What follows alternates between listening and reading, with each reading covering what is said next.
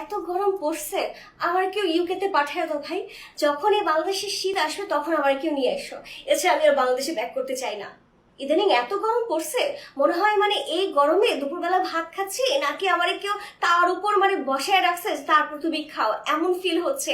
ঘরে থাকলে মনে হয় যে বাইরে ভালো, বাইরে গেলে মনে হয় আচ্ছা ঘরের গরমটা একটু কম। এমন ফিল হয় যে ঘরের মধ্যে আমি একেবারে সূর্যের বরাবর।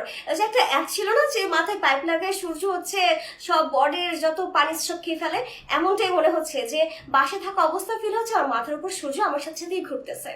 আমাকে আর কেউ ভালোবাসুক আর না বাসুক, সূর্যের তাপ আমাকে ঠিকই ভালোবাসে, যে আমাকে কখনো একা ছাড়ে না, কখনো আমাকে ফিল হতে দেয় না যে শীতকাল চলতেছে। সে সবসময় ফিল দেয় যে গরমকাল প্রচন্ড গরম চলতেছে এবং তীব্র তাপদাহ হচ্ছে।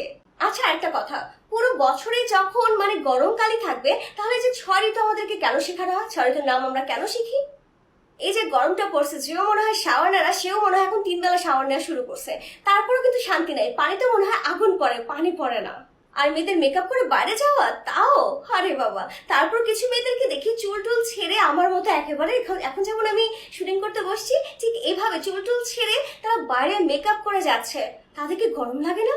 টিকটকে যেমন একটা ডায়লগ খুবই ফেমাস হয়েছে যে এরে দেখলে চলে, ওরে দেখলে চলে, তাহলে তোমার কি গরম লাগে না? আসলে ভাই এখন এত গরম পড়ছে, কাউকে দেখলেও গরম লাগবে, না দেখলেও গরম লাগবে, অসহ্যকর গরম। ঘরে থাকলেও গরম, বাইরে গেলেও গরম, যেখানে যাবো সেখানেই গরম। এজন্য মনে হচ্ছে বাংলাদেশ রেখে আমাকে কেউ সুইজারল্যান্ড বা ইউকেতে নিয়ে যাও, যেখানে ঠান্ডা বরফ পড়তেছে। আমার ফিল হবে যে আমি একটা উইন্টার দেশে আছি, আমার খুব ভালো লাগবে, কারণ এই গরম আর সহ্য হচ্ছে না।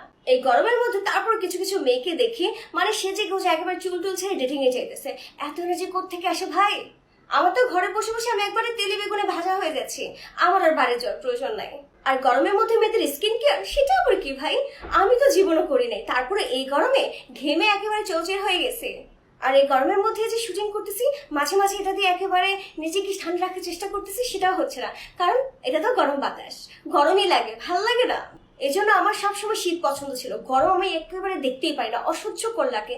খাওয়া দাওয়া করে ঘুমায় থেকে কোনো কিছু করে শান্তি নেই। শীতকালে সবকিছু করে আরাম আছে, মজা আছে, কিন্তু গরমকালে আরে বাবারে বাবা। কারা বলে যে সামার খুব ভাল লাগে, তাদেরকে একটু দেখতেছি আমি যে সামারে তোমাদের খুব ভাল লাগে, আবার সামারকে নিয়ে অনেক কথা বলে যে গরম কেন লাগতেছে, তাপদাহ কেন হয়, এত গরম কেন বাংলাদেশে? তোমাদের না সামার ভালো লাগে, কারণ না উইন্টার ভালো লাগে না? তাহলে